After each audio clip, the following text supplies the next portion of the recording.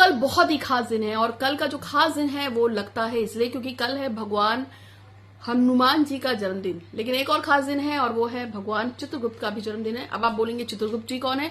तो चित्रगुप्त जी वो हैं जो आपके और मेरे और हम सभी के कर्मा का लेखा जोखा और हिसाब किताब रखते हैं। ये लिखते हैं कि आपने कब कौन सा अच्छा काम किया, कब कौन सा बुरा काम किया। और आप जो बोलते हैं ना कि ये कुंडली किसने बना दी, ये कुंडली में अच्छा ग्रह है, ये यहाँ कैसे पड़ा है, ये वहां कैसे पड़ा है, इसका हिसाब किताब भी वही तो रखते हैं। क्योंकि जब आप अपने पूरे जीवन में जो भी अच्छे या बुरे कर्मा करते हैं तो उनके हिसाब से आपको ऊपर उठाने के लिए या आपको नीचे गिराने के लिए, आपकी जिंदगी में खुशियां लाने के लिए या आपको तकलीफ देने के लिए जो ग्रह लगते हैं, जो सिस्टम लगता है, उस सिस्टम को जो बैठाने का काम होता है ना, वो चित्रगुप्त महाराज जी करते हैं। चित्रगुप्त महाराज जी वो हैं जिसके पास मरने के बाद कोई भी इंसान जाता है और उसके बाद भगवान के सामने खड़े होकर पूछा जाता है चित्रगुप्त महाराज जी से, बताओ इसने क्या किया। तो चित्रगुप्त महाराज जी उसकी पूरी किताब खोलते हैं और बताते हैं कि इस टाइम पे इसने अच्छा काम किया, इस टाइम पे बुरा काम किया, इसने ऐसा किया, इसने वैसा किया, इसने बहुत बहुत बहुत अच्छा काम किया, इसने बहुत बहुत बहुत बहुत खराब किया। उसके हिसाब से स्वर्ग नरक या कौन सा जीवन मिलेगा उसी का डिसीजन होता है। स्वर्ग मिलेगा, नरक मिलेगा, आप ऊपर उठोगे, नीचे जाओगे, आपके जिंदगी में आप दोबारा से इंसान बनोगे या पशु योनि में जाओगे या शायद कुछ और। तो ये सब कुछ, कई लोग भूत भी बन जाते हैं। तो ये सारा का सारा जो ठेका होता है ना, ये भगवान ने दे रखा है चित्रगुप्त महाराज जी को। और चित्रगुप्त महाराज जी हैं, ये कायस्थों के देव माने गए हैं क्योंकि पूरा का पूरा जो कायस्थ वंशज है, जिसमें मैं भी आती हूँ, हम चित्रगुप्त महाराज के ही संताने हैं। चित्रगुप्त महाराज के जो पुत्र हुए थे उन्हीं में से हम भी आते हैं, उनकी संतानों में से। और चित्रगुप्त महाराज जी बहुत ही इंपॉर्टेंट हो जाते हैं इसलिए क्योंकि वो हमारे कर्मा का लेखा जोखा रखते हैं और वो सभी के कर्मा का लेखा जोखा रखते हैं। जब आपका जन्म होता है तो जो कुंडली बनती है, उस कुंडली में जितने ग्रह बैठते हैं अच्छे या बुरे, वो आपके जो कर्मों के हिसाब से होते हैं, वो कर्मों का लेखा जोखा कहते हैं कि चित्रगुप्त महाराज ही बताते हैं कि भैया इसके ग्रह अब अगले जन्म में यहाँ बैठा दो क्योंकि उसने ये काम किए थे पूर्व जन्म में। अब इसको ऊपर उठाना है या इसको गिराना है, इसको अच्छा जीवन देना है या इसको परेशान रखना है, ये बात है। तो आज मैं आपको, ये तो आपको थोड़ा सा मैंने बताया था, लेकिन आज मैं भगवान हनुमान जी के कुछ उपाय लेके आई हूँ। आप इनको भगवान के जन्मदिन पे यानी कि 2 अप्रैल को कर सकते हैं। लेकिन अगर किसी कारण से आप नहीं कर पाते हैं तो आप इनको किसी भी शुभ मुहूर्त पे कर सकते हैं। 2 अप्रैल के अलावा बहुत सारे शुभ दिन है, वहां कर सकते हैं। और इसके अलावा आपको बता दूं कि 19 अप्रैल को और 20 अप्रैल को अक्षय तृतीया का त्योहार मनाया जाएगा। 19 को दोपहर में सुबह के आसपास लगेगा, जो 20 तक रहेगा। और अक्षय तृतीया एक अक्षय तिथि है जिस दिन कोई भी पूजा पाठ अनुष्ठान करो, कोई मनोकामना के लिए कुछ भी करो, वो 110% आपको पूरी तरह से बेनिफिट देता है। तो अक्षय तृतीया भी आ रही है। तो अब मैं आपको बताऊंगी वो उपाय जिसके लिए आप वेट कर रहे हैं। जय श्री गणेश जी, हर हर महादेव। मैं हूं ज्योतिषा डॉक्टर संध्या सक्सेना, हरिद्वार उत्तराखंड से हूं और ढेर सारे मेरे पीछे अवार्ड्स लगे हैं जो मुझे मिले हैं मेरे कर्मा, मेरे कामक के हिसाब से, और डॉक्टरेट हूं मैं।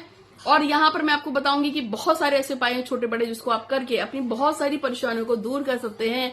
आपकी जिंदगी में चाहे आप ऊपर उठ रहे हो, चाहे नीचे गिर रहे हो, चाहे आपकी जिंदगी में कितनी भी तकलीफ हो, लेकिन अच्छे कर्मा को करना मत भूलिएगा।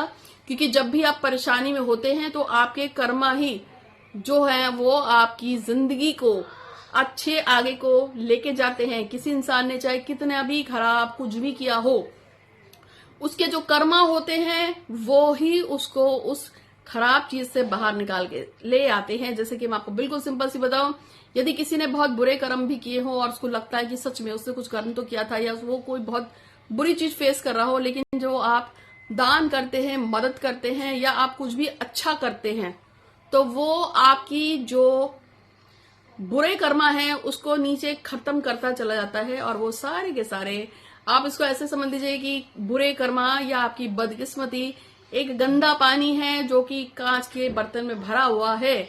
और जैसे ही आप उसमें अपने कर्मों को साफ करना शुरू करते हैं, चाहे आप दान करें, चाहे आप पुण्य करें, चाहे आप किसी को खाना खिला रहे हैं, चाहे किसी को कपड़े दे रहे हैं, किसी बीमार की सेवा कर रहे हैं, किसी को मदद कर रहे हैं, जो भी आप कर रहे हैं, तो ये एक तरह से गंदे पानी में जैसे हम क्लोरीन डालते हैं उसको साफ करने के लिए, उसी तरह से ये भी एक क्लोरीन है आपकी कर्मा के रूप में, जिससे आपके गंदे हुए जो भी कर्म हो वो साफ होने लगते हैं। कहते हैं दुआओं में बड़ा असर होता है, और जब दिल से आप किसी के लिए कुछ करते हैं तो वो जो इंसान दुआ देता है आपको, वही दुआ जो है आपके बुरे कर्मा को क्लीन करती है और आपके लाइफ को आगे की ओर ले जाती है। इसको हमेशा याद रखिएगा। चलिए, मैंने आपको ये बहुत सारा भाषण दे दिया है, तो अब मैं आपको 3 उपाय बताऊंगी, क्योंकि कल का दिन बहुत ही अच्छा है और आपको इस पे क्या करना है। एक तो मैं आपको बोलूंगी कि आप एक कॉइन ले लीजिएगा, कॉइन यानी एक सिक्का ले लीजिएगा, और कल आपको बोलना है कि हे श्री चित्रगुप्त महाराज जी, आपकी जय हो। मेरा नाम डैश है, मेरे पति या पिता का नाम डैश है, मेरे जाति स्थान गोत्र डैश है। मैंने किसी भी जन्म में कोई भी गलती या पाप किया हो, किसी का दिल दुखाया हो, तो मैं उससे क्षमा चाहता हूँ, क्षमा चाहता हूँ, क्षमा चाहता हूँ। और अगर किसी ने मेरा बुरा किया हो, मुझे कुछ भी तकलीफ दी हो, तो मैं उसे क्षमा करता हूँ, क्षमा करता हूँ या क्षमा करती हूँ। और ये जो कॉइन है, मैं अपनी जो भी मेरे साथ उल्टा सीधा हुआ है उसको जो भी मेरी प्रॉब्लम थी उसके नियमित जो भी है, ये इस कॉइन को मैं मंदिर में चढ़ाने जा रहा हूँ, और ये मेरी तरफ से आपके लिए है। और मेरे सभी गलत चीजों को क्षमा करें और मेरे रास्ते को खोलें, फिर आपकी जो इच्छा हो उसको जरूर बोलिएगा। और वो कॉइन या तो मंदिर में चढ़ा देना है, या फिर उस कॉइन को आप किसी और पैसे डाल के उसको किसी भिखारी को कोई सामान भी खरीद के दे सकते हैं। एक तो मैंने आपको ये बताया, लेकिन साथ साथ में कल भगवान हनुमान जी का जन्मदिन भी है, तो उसके निमित्त भी मैं आपको कुछ बता देती हूँ। सबसे पहली बात ये, छोटे बड़ा आप कोई भी काम करिए, लेकिन हनुमान जी के मंदिर में कल जाकर कम से कम दिया जलाइएगा और हनुमान चालीसा पढ़िएगा। इसके अलावा यदि आपको कोई बहुत टाइम से काम रुका हुआ है, किसी काम में आपको सक्सेस नहीं मिल रहा है, कौन से काम, अगर आपका कोई कोर्ट केस कचहरी मुकदमा चल रहा है और आप उसमें सक्सेस नहीं पा रहे हैं, और आप उस चीज को लेकर बहुत परेशान है कि मैं ऊपर नहीं उठ पा रहा हूं, मैं आगे नहीं जा पा रहा हूं, तो फिर आप उस समय क्या करेंगे, आप एक ध्वजा, लाल रंग की ध्वजा, लाल रंग का एक झंडा जिसपे श्री राम लिखा हो या राम दरबार का चित्र लगा हो, उसको किसी भी हनुमान जी के मंदिर के प्राचीर पे लगवा दीजिएगा, अपने काम को बोल करके भाई मेरा ये काम हो जाए।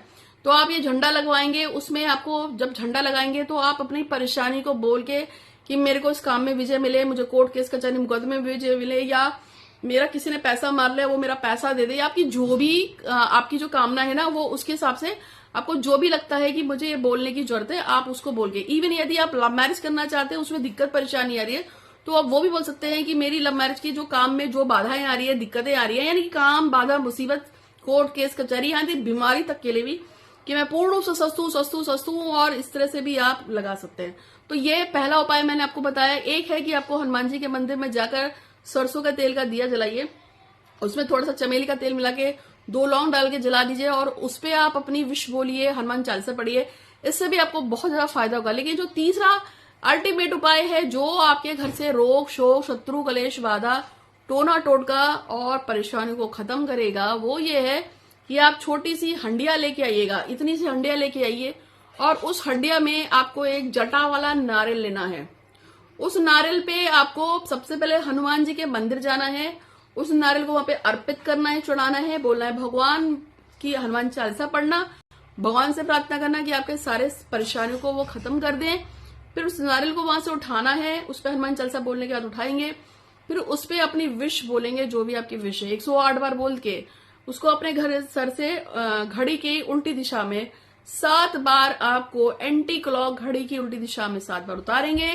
फिर उसको एक मट्टी की मटकी में रखेंगे, उसके ऊपर कपड़ा बांधेंगे, और अब आपको करना क्या है, इसको चलते पानी में बहा देना है।